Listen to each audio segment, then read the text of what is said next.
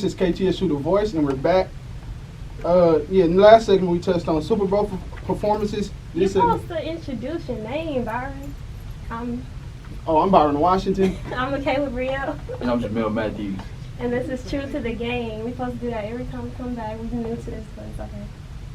But anyways, we're about to get into the game, the actual game, talk about like what happened. Of course, all y'all should know who won. The state of Kansas. That was a joke. Yeah, President of the United States actually said that, but no, Kansas is a city.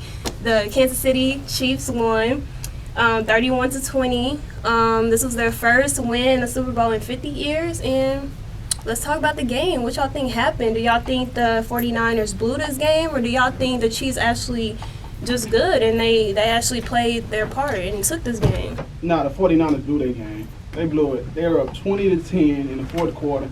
The only thing they had to do was run the ball. That's all. Just run out the clock, control time of possession. But Kyle Shanahan, he trusted Jimmy Garoppolo too much. And Kyle Shanahan, man, it's time to talk about him. Hey, when they played against the Patriots in that Super Bowl, the Falcons was up 28-3. He wanted to put the ball in Matt Ryan's hand, stop running the ball, actually. Throw the ball more. And that failed him. They didn't score at all in that fourth quarter in 2016. 2019, 2020 season.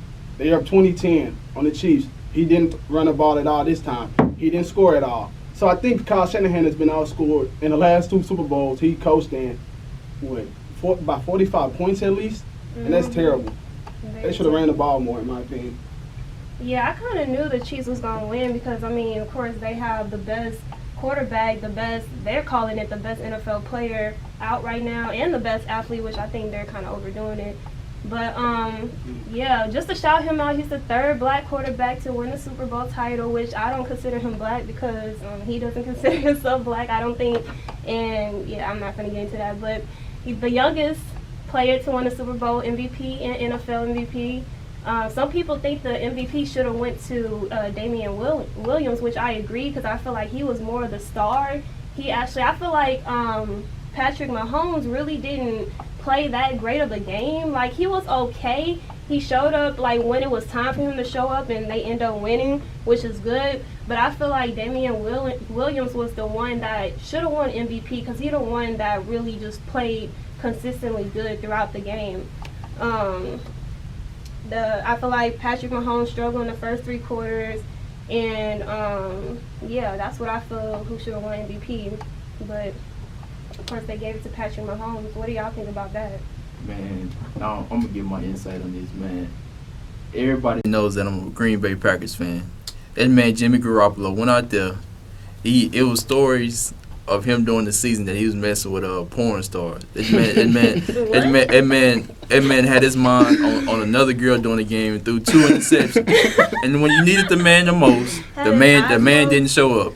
And the thing of it is, the last big play that he had, it was 4th and 10. If you are a captain of your team, you're not supposed to let that clock run down to 2 seconds and you be clapping your hand all willy-nilly saying, "Oh, snap the ball." And you seen what happened. They seen they was unorganized. They blitzed, and he got sacked. And that was all she wrote. Yeah, you talking about that 4th down play, but it was the 3rd down play, man. He missed, I think it was Emmanuel Sanders, man. He beat Tyrann Mathieu, and I think he beat Breland. Yeah, he beat Breland. He beat both of those guys, man. And Jimmy Garoppolo could not connect on the D ball. If he would have connected on that, I think that would have been game over from there. In my opinion, though. Yeah, I think it would have been lights out. Yeah. It would have, because if you think about it like this, if Michaela just got finished talking about that, Patrick Mahomes wasn't even having a great game at that. You have to think about you putting the pressure on Patrick Mahomes to go down the field to score again with not that much time left in the game. I love Andy Reid because he coached Brett Favre, but do y'all honestly think that if the 49ers would have scored, Patrick Mahomes would have drove down the field and scored? He could have. He could have, but the way that That's what Kyle Shanahan was afraid of. He was coaching scary. I feel like he didn't really trust his own quarterback. You can't really blame him because he was kind of playing bad, throwing interceptions and just all types of stuff. But I feel like it's really, even though he played bad, I feel like the coach is the main reason. He should have just trusted his quarterback and they should have ran the ball instead of doing what they did, which, I mean, that's what got them to the Super Bowl was running the ball and doing the plays that they normally do, but he wasn't doing that. He was coaching scary. Nah, I'm going to give Kyle Shanahan probably 10% blame because the plays he was calling, man, the only thing Garoppolo had to do was make them. Like that third down we just were talking about. The dude wide open, just make the throw. Simple as that. That's his fault.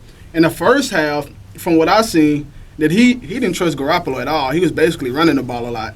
In the second half, I think he trusted him way too much. He tried to make Garoppolo into like a Patrick Mahomes, a Deshaun Watson, a Lamar Jackson, somebody that can win you the game, but that's not him. He's a waste of probably $1 million to me. They should just ran the ball, short passes, dink and dunks, something that like can burn the clock a little bit and not put Patrick Mahomes back on the field because once Mahomes steps back on the field, man, hey, you give him too many chances, it's over. And I can't really put the blame on Kyle Shanahan.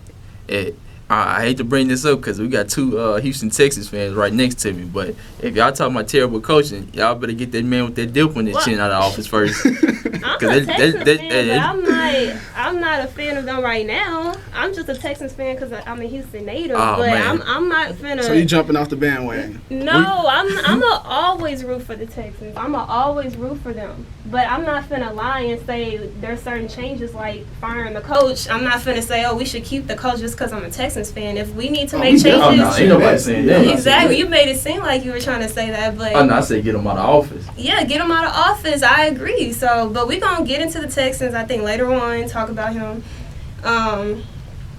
But yeah, like you said, I agree. Jimmy G, he didn't show up, but I feel like the coach is more than 10% responsible. You know. I'm giving him 10. The plays is right there to make. Only thing he had to do was make the play. Like, bruh, stop being. He was flinching in the pocket. I think one pass he threw, he had his eyes closed. Like, come on, dog. And he's known for like messing up. Like he messed up the Atlanta Falcons. Like he just, I don't know what's going on with him when it comes to that. I'll blame him for that Super Bowl. Yeah, so I don't know if he got a curse with him when it comes to the Super Bowl, but I don't know. He need to get it together. We all got to admit, when the fourth quarter came, dude was looking like Jimmy G. Quarter 1 through 3. When the fourth quarter came, the man was looking like Gerard Garoppolo. Nah, I'm not agreeing with that at all. He looked just straight trash. Period. That's what I'm saying. He looked like Gerard Garoppolo. Oh man, that we don't know. He was trash. We about to go into break, but before then, I want to shout out the openly first woman and first openly gay coach that was able to coach in the Super Bowl. What's her name, y'all? Miss Sawyer. I don't want to mess up her name. Her name is Sawyer. Yeah, let's shout her out. Yeah, she's the first. So hopefully we'll start seeing more women coaching, especially in the NBA. I think what's her name? That coach for the Spurs, assistant coach. I think Becky Hammond. Yeah, she's going to soon be a head coach in the NBA. So let's keep that going. You won't see it in football. No. You don't even see black coaches in football. What? So I mean, I feel like it's going to take some time, but I mean. They were saying that back in the day about black coaches. But I think look, it's like only 2. But some people probably thought she would never even be able to coach at all.